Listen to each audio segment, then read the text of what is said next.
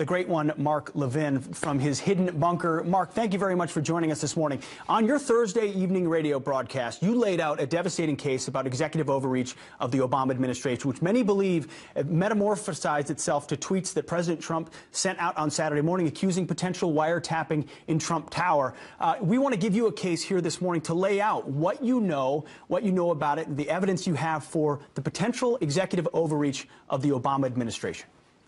Well, pleasure to be here. The evidence is overwhelming.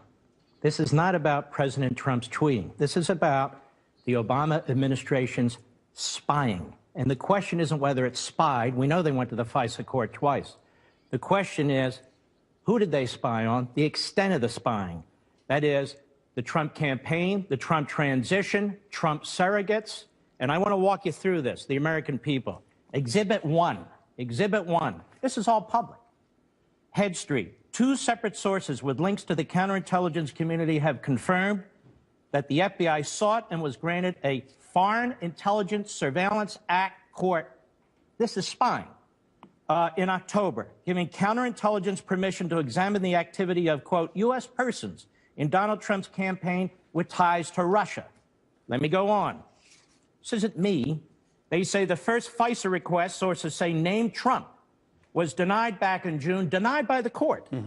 But the second was drawn more narrowly and was granted in October after evidence was presented of a server possibly related to the Trump campaign and its alleged links to two banks. Now, sources suggest that a FISA warrant was granted to look at the full content of emails and other related documents that may concern U.S. persons. Now, I know people are hung up with Trump's word wiretapping. Well, how'd they get access to this server information? Does it really matter if it was wiretapping, electronic surveillance, or whatever it was? Exhibit 2, The Guardian, a well-known right-wing British paper. Here it is, quote, The Guardian has learned the FBI applied for a warrant from the Foreign Intelligence Surveillance Court over the summer in order to monitor 4 members of the Trump team suspected of irregular contacts with Russian officials. Keep in mind, this is during a presidential election. The sitting president, the incumbent party, is now investigating the presidential candidate of the Republican Party and his campaign to some extent. The FISA court turned down the application asking FBI counterintelligence investigators to narrow its focus. According to one report, the FBI was finally granted a warrant in October. Exhibit 3, McClatchy, another well-known right-wing newspaper.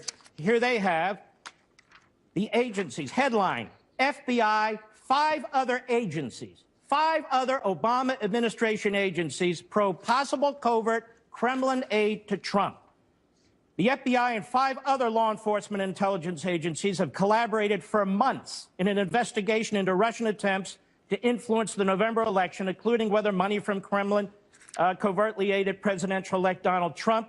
2 people familiar with the matter said the agencies involved in the inquiry are the FBI, the CIA, the NSA, the Justice Department, the Treasury Department's Financial Crimes Enforcement Network, and representatives of the Director of the National Intelligence. Are you telling me Barack Obama didn't know what was going on in 6 agencies? As you go on, how are you? Okay, keep going. I'm not done. I need to make the case because the media seems to be confused about their own reporting. New York Times, another well-known liberal outlet, intercepted Russian communications, part of inquiry into Trump associates, January 19. The FBI is leading the investigations, aided by the NSA, the CIA, Treasury Department's Financial Crimes Unit. The investigators have accelerated their efforts in recent weeks, but have found no conclusive evidence of wrongdoing. Listen to this. One official said intelligence reports based on some of the wiretap communications have been provided to the White House. This is the New York Times, another right-wing outlet. 4. Another right-wing outlet, Let's continue. New York Times again. NSA gets more latitude to share intercepted communications. In the final days of the Obama administration, the administration has expanded the power of the NSA to share globally intercepted personal communications with the government's 16 other intelligence agencies before applying privacy protections. Now, why would they do this on the way out the door? Well, March 1, Exhibit 6.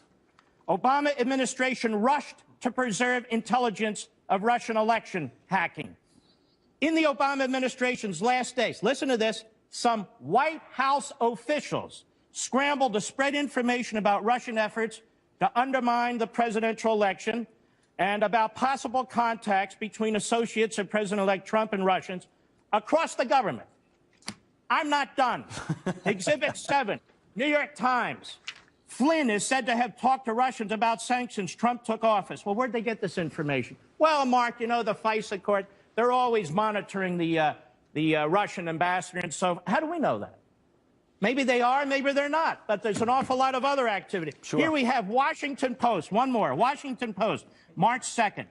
U.S. investigators have examined contacts Attorney General Sessions had with Russian officials during the time he was advising Donald Trump's campaign. The focus of the U.S. counterintelligence investigation has been on communication between Trump campaign officials and Russia. Listen to this.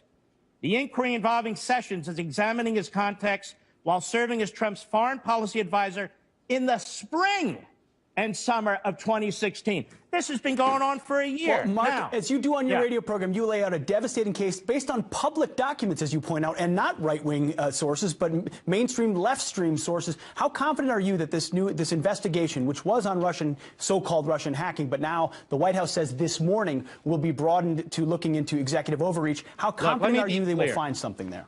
I don't know, but they already found something. The issue isn't whether the Obama administration spied on the Trump campaign or transition or certain of its surrogates. The issue is the extent of it.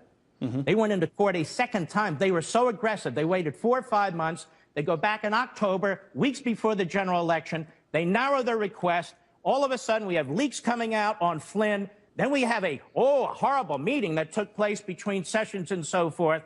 And I'm telling you, as a former chief of staff to an attorney general of the United States in the Reagan administration, these are police state tactics. Now, what did Barack Obama know?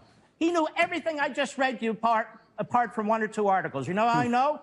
It's in the newspapers. It's right there. So Barack Obama not only knew this, but he gets a daily intelligence briefing. And let me tell you something about daily intelligence briefings.